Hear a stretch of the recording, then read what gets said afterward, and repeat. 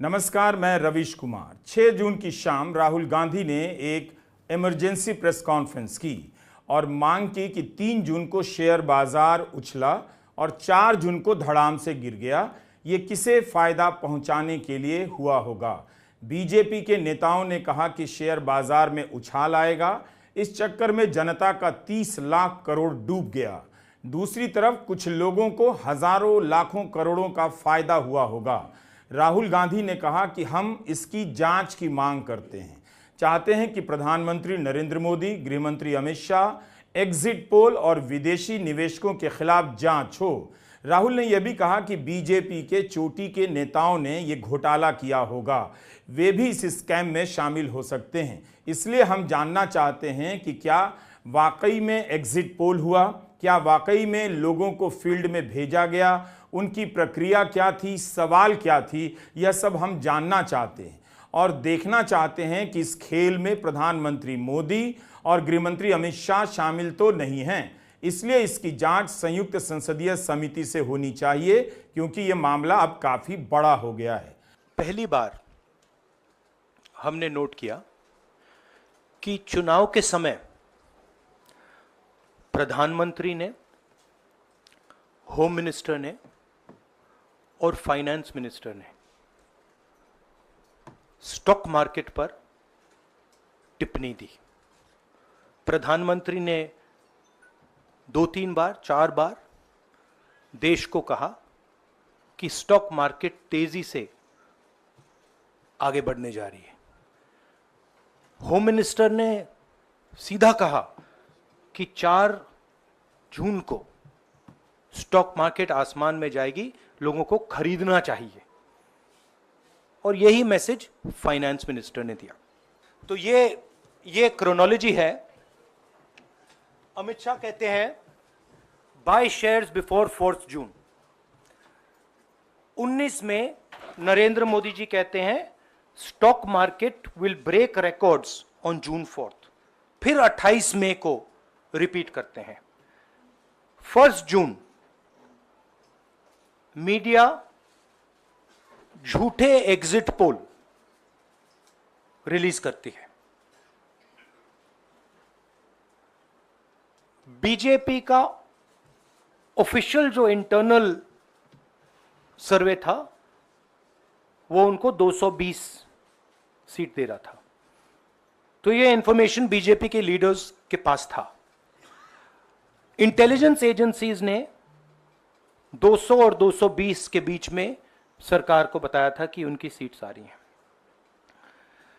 3 जून को stock market सारे record तोड़ देता है और 4 जून को खटाक से स्टॉक मार्केट अंडरग्राउंड चला जाता है। ये देखिए 31 मई massive stock activity, more than double what was there on 30th, more than double what was there on 29, 28। ये अनोमली देखिए। ये कौन लोग हैं? ये वो लोग हैं जो जानते हैं कि कोई ना कोई घपला हो रहा है। हजारों करोड़ रुपए यहां पे इन्वेस्ट हुए हैं, फॉरेन इन्वेस्टर्स ने इन्वेस्ट किए हैं और उसके बाद 30 लाख करोड़ रुपए का लॉस होता है। किसका लॉस होता है? रिटेल इन्वेस्टर्स का लॉस होता है। तो ये जो आप देख रहे हैं हिंदुस्तान की स्टॉक मार्केट की हिस्ट्री का सबसे बड़ा स्कैम है और इसके बारे में हम कुछ सवाल पूछना चाहते हैं।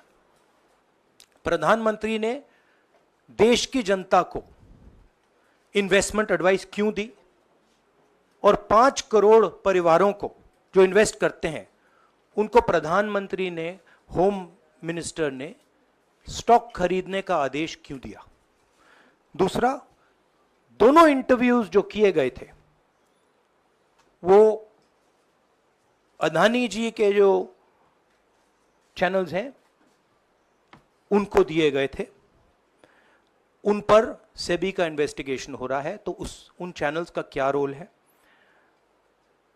और बीजेपी के बीच में जो फेक एग्जिट पोलस्टर्स हैं और ये जो फॉरेन इन्वेस्टर्स हैं, इनके बीच में क्या कोई रिश्ता है, और अगर रिश्ता है तो क्या है। हम जेपीसी चाहते हैं, हम इन्वेस्टिगेशन चाहते हैं, और देश इसकी सच्चाई जानना चाहता है। आखिर क्या हुआ होगा? क्या प्रधानमंत्री नरेंद्र मोदी को पता होगा कि बहुमत नहीं आने वाला है? बहुमत बनाने का ड्रामा किया गया और लोगों से निवेश करने के लिए कहा गया। आम लोग भी इसकी चपेट में आ गए और अपना पैसा शेयर बाजार में लगा दिया। राहुल गांधी ने प्रेस कॉन्फ्रेंस में मांग की है कि जांच हो कि क्या प्रधानमंत्री और गृहमंत्री ने लोगों को गलत सूचनाएं दी। ये कौन लोग हैं जिन्होंने इस सूचना के आधार पर फायदा उठाया और जिसके कारण लोगों का पैसा डूब गया। मैं सिर्फ सरकार की बात नहीं कर रहा हूं, मैं दो इंडिविजुअल्स की बात कर रहा हूं। प्रधानमंत्री ने और हिंदुस्तान के सब रिटेल इन्वेस्टर्स जिनको नुकसान हुआ है, मैं आपसे बोल रहा हूं, आपको यह बात समझ आ जाएगी। आपका पैसा गया है, आपकी कमाई गई है, आपको नुकसान हुआ है, और इसमें करोड़ों युवा हैं जो ईमानदार हैं। तो नरेंद्र मोदी जी ने, अमित शाह जी ने आपको मैसेज दिया कि 4 तारीख को स्टॉक मार्केट आसमान छुएगी, और आपने उन पर भरोसा किया। मगर सच्चाई यह थी कि नरेंद्र मोदी को मालूम था कि 4 जून को स्टॉक मार्केट आसमान नहीं छुएगी।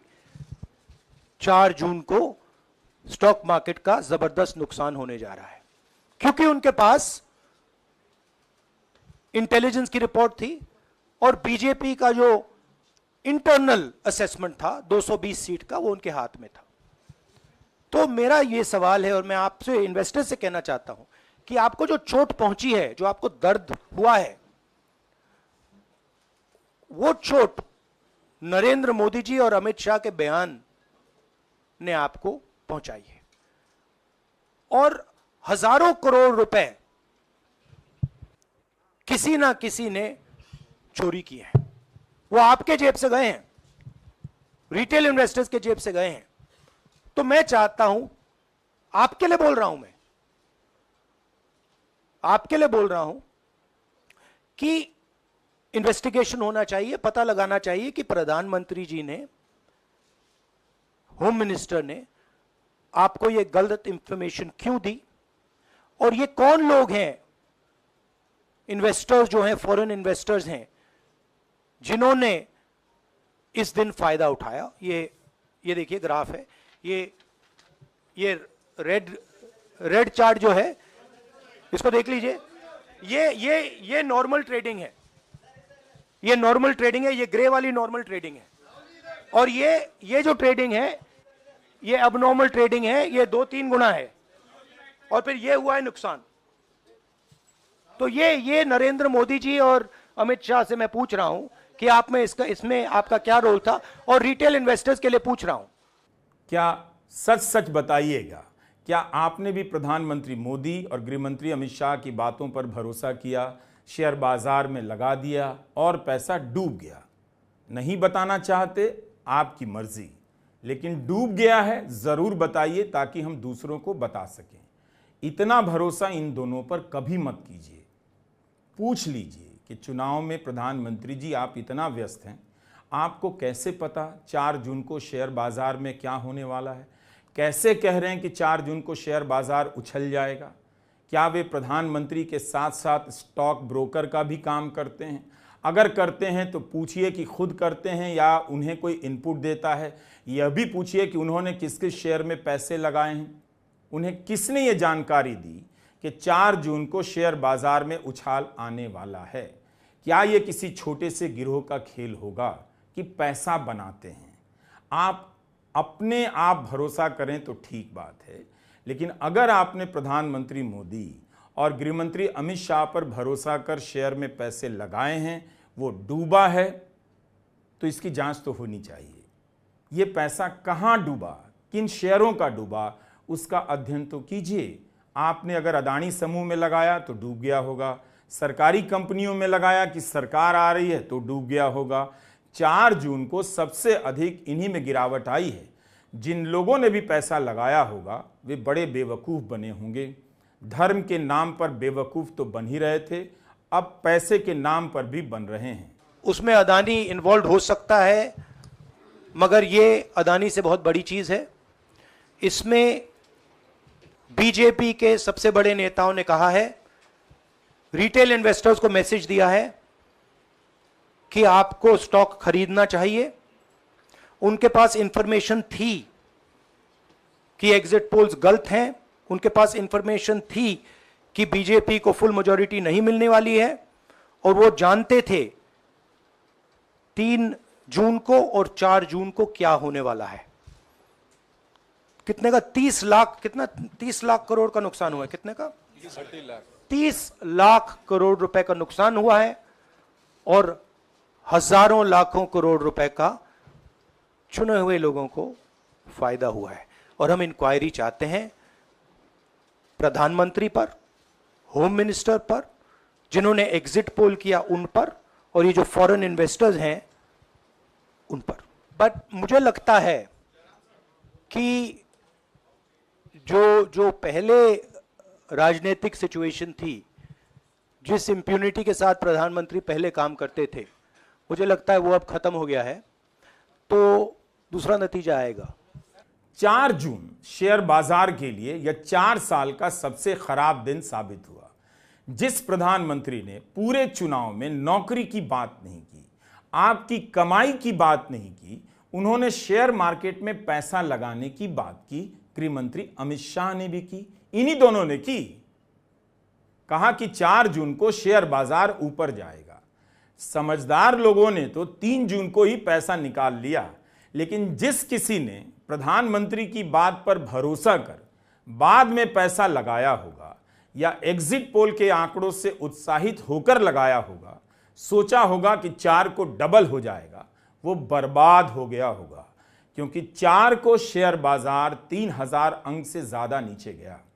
वैसे भी जब देश का प्रधानमंत्री और गृह मंत्री आपसे शेयर बाजार में पैसा लगाने के लिए कहे, तो सबसे पहले आपके कान खड़े हो जाने चाहिए कि कहीं पैसा बनाने का बड़ा खेल तो नहीं हो रहा है।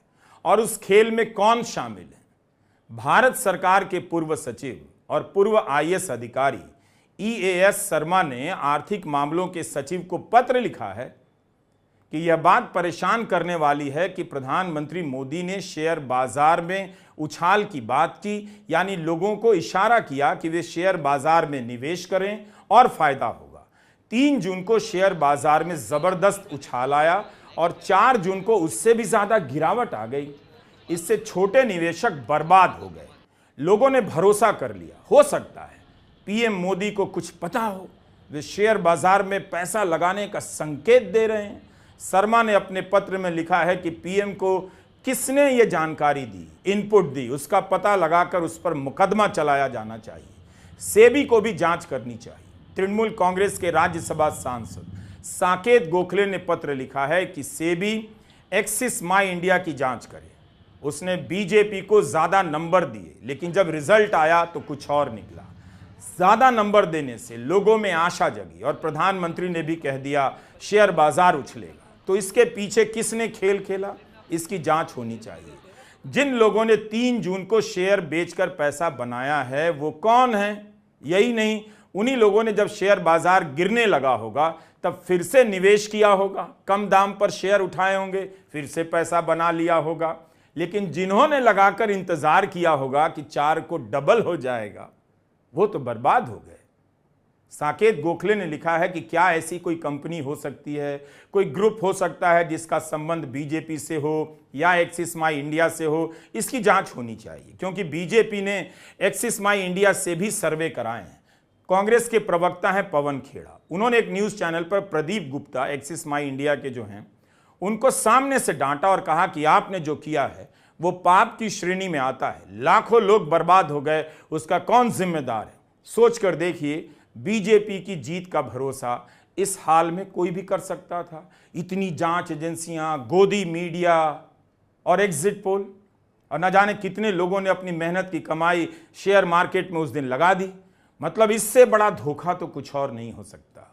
4 जून को शेयर बाजार ऊपर जाएगा, इसकी भविष्यवाणी कोई भी नहीं कर सकता है। प्रधानमंत्री और अमित शाह ने इसका दावा किया।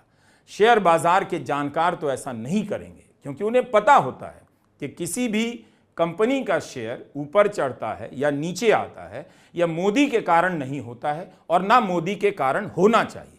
कंपनी का मुनाफा कैसा है, कंपनी कितना अच्छा कर रही है, भविष्य की योजनाएं क्या हैं, इसके आधार पर शेयर बाजार ऊपर नीचे होता है, अपना निर्णय लेता है कि इस कंपनी का शेयर कितना ऊपर जाएगा, कितना नीचे आएगा। लेकिन यहां माहौल बनाने के लिए जनता के साथ एक बड़ा धोखा किया गया लगता है। कहा गया कि शेयर बाजार ऊपर जाने वाला है, आप पैसा लगाइए, मोदी जी आने वाले हैं। 4 जून को जब प्रधानमंत्री मोदी को बहुमत नहीं मिला तो शेयर बाजार गिर गया। कुछ तो खेल हुआ होगा। नतीजों को शेयर बाजार से जोड़ने के पीछे किसका दिमाग रहा होगा, हित रहा होगा? कोई तो होगा जो लोगों से पैसे लगवाकर अपना पैसा निकाल रहा होगा। नमस्कार, मैं रवीश कुमार।